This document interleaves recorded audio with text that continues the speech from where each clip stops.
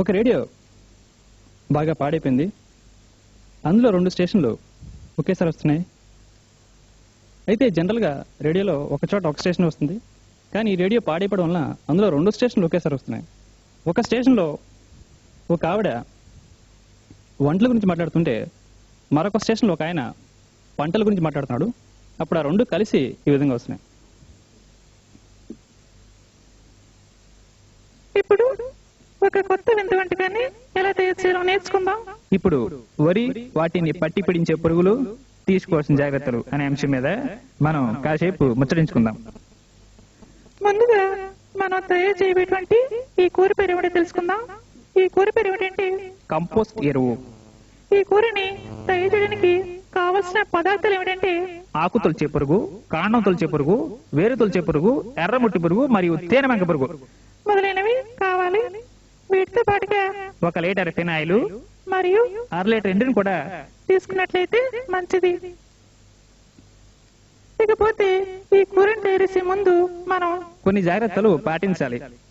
అవి ముఖానికి మాస్క్ వేసుకోవడం, మరియు చేతికి గ్లోవ్స్ తోడుకోవడం, అంతేకాకుండా కాళ్ళకి బూట్లు వేసుకోవడం లాంటి జాగ్రత్తలు మనం పాటించాలి. ఇకపోతే ఈ కూరని తెరిచే పద్ధతి తెలుసుకుందాం.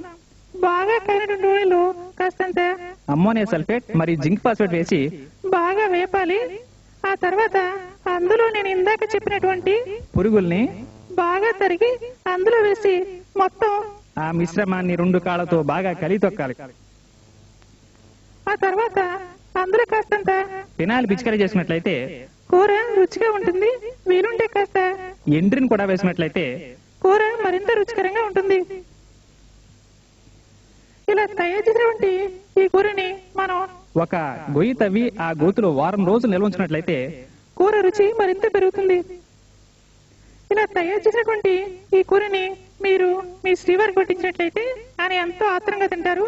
తిన్న వెంటనే ఆయనలో కళ్ళు తిరగడం, వాంతులు రావడం లాంటి వ్యాధి లక్షణాలు ముందుగా మనకి ఆనంద సూచికలుగా కనిపిస్తాయి.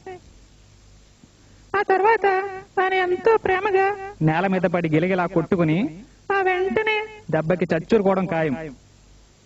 అప్పుడు మనకందరికీ పట్టిన పీడ పూర్తిగా వదిలిపోతుంది. ఇదే విధంగా దీన్ని మీ చుట్టుపక్కల వారు కూడా కాస్త పెట్టినట్లయితే వారు మళ్ళీ మన కంటికి కనిపించే అవకాశం ఎట్టి పరిస్థితిలోనూ ఉండదు. అప్పుడు మనం అంతా హాయిగా ఉండొచ్చు. ఇదే విధంగా వచ్చేవారు మరికొన్ని భయంకరమైనటువంటి వంటకాల్ని నేర్చుకుందాం. అంతవరకు సెలవు మరి. నమస్కారం.